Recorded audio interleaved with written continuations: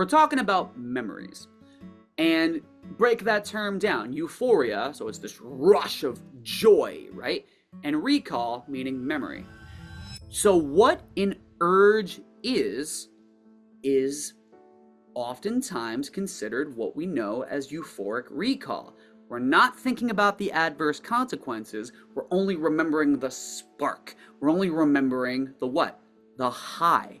Yeah? We're only remembering that rush. And the module that dives into, the different types of chemicals that are involved, when it comes to acting out in the way that we have, it's really, really interesting because everyone throws the word dopamine around, which is absolutely included. For those who don't know, I know we all do, but just for review, it's the feel-good hormone. It's the thing that, takes care of internal tension, right? Internal stress. It's how we are motivated literally to do just about anything, right? But then there's a sneak attack chemical that's also involved, and that chemical is called norepinephrine, and that is the chemical that's responsible for euphoric recall. It's kind of like, okay, there's that dopamine hit, and then it's like that, maybe like a photographer. It's like if, dopamine is like the influencer, then norepinephrine is like the cameraman. It's like, it's like the person that kind of like documents it and classifies it in that library as something that's important. So that's the chemical that's involved there.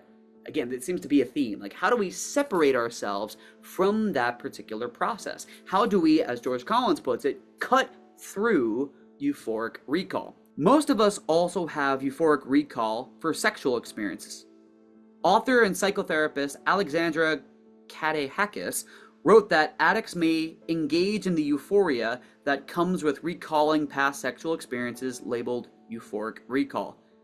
We're talking about fantasies of past experiences, perhaps, right? Or maybe past things that we've watched or past things that we've done, right? Memories. Not thinking about the consequences or how we felt after or the sort of inner turmoil or tension that led up to wanting us to act out at all, but just the apex of the mountain. Not thinking about the valley. They may also fantasize about some future sexual exploit. What's the outcome of these activities? The sexual experience becomes a what? An avoidance of connection with their partner and their own feelings in the present. There's so much for each of us to see freshly in the present without comparing. It's really important to be in the moment and to do everything that we do, including sexual activity, as if it's the first time. Avoid remembering how great the sex was when you first masturbated or when you saw your first porn.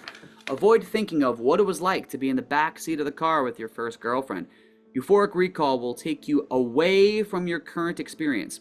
In addition, for many, euphoric recall is the act of, underline this, remembering only the pleasures of an experience and not the adverse consequences. That's what euphoric recall is. That's why it's important to experience what's happening now versus what's in your euphoric memory, which may be distorted. Now, here's the thing. Sometimes, in past, go-arounds of this book, previous seasons, people have, become really, maybe a little paranoid. It's like, is this euphoric recall?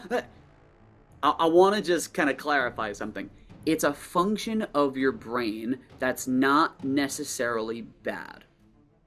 It's how your brain functions. Let's just break this down. Read the next paragraph with me. Euphoric recall is a function of your mind and your memory. This is why you should remember that you are not your mind. You're not your memories. You can live a more fulfilling life in the moment. As Eckhart Tolle wrote, your mind is an instrument, a tool. It is there to be used for a specific task, and when the task is completed, you lay it down. As it is, I would say about 80 to 90% of most people's thinking is not only repetitive and useless, but because of its dysfunctional and often negative nature, much of it is also harmful.